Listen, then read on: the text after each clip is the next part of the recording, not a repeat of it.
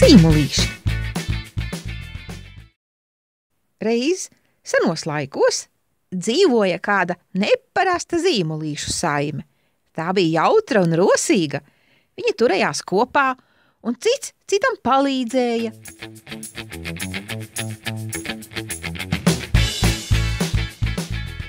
Tie allaž otram teica kādu mīļu, uzmundrinošu vārdu.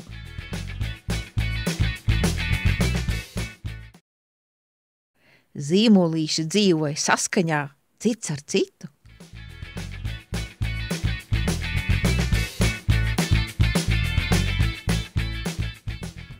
Viņiem visiem bija vienādas tiesības, un viņu vidū nebija kungu. Tie vienmēr priecājās, ka ir tik dažādi – dzelteni, sarkani, zaļi, tievi un resni.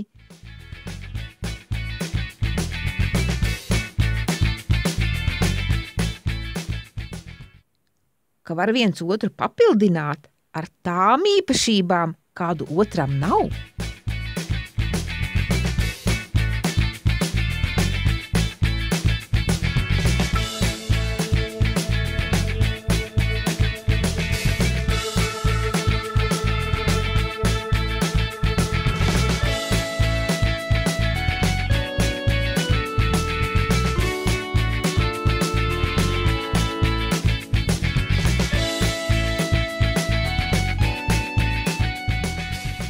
Zīmolīši izprata dabas noslēpumus.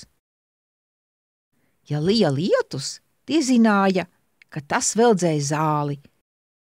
Ja spīdēja saule, tie atkal zināja, ka tā dod gaismu un siltumu un ir vajadzīga visai dzīvai radībai, lai tā augtu.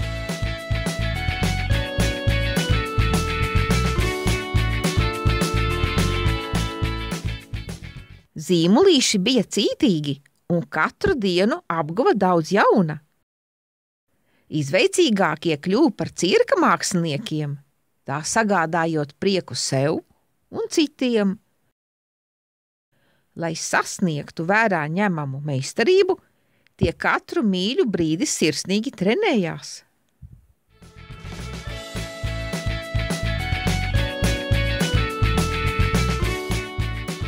Vecākie un gudrākie apmācīja pārējos dažādās dzīves zinībās.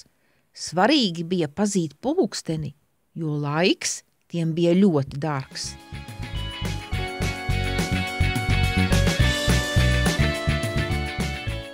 Katru rītu tie pulcējās kopējās apspriedēs un plānoja mērķtiecīgu laika pavadīšanu.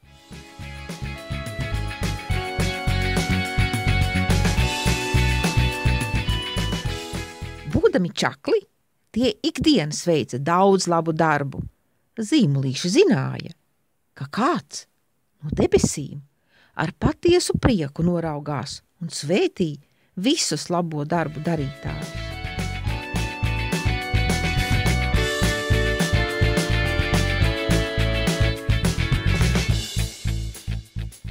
Kamēr lielie zīmolīši strādāja, mazie spēlēja spēles.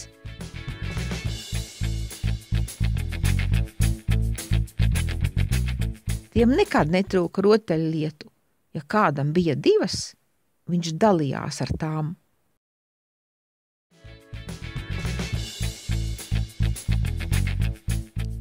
Katra diena bija darba pilna, bet vakarā tie līksmoja un dejoja, dziedāja un priecājās par veiksmīgi pavadīto dienu.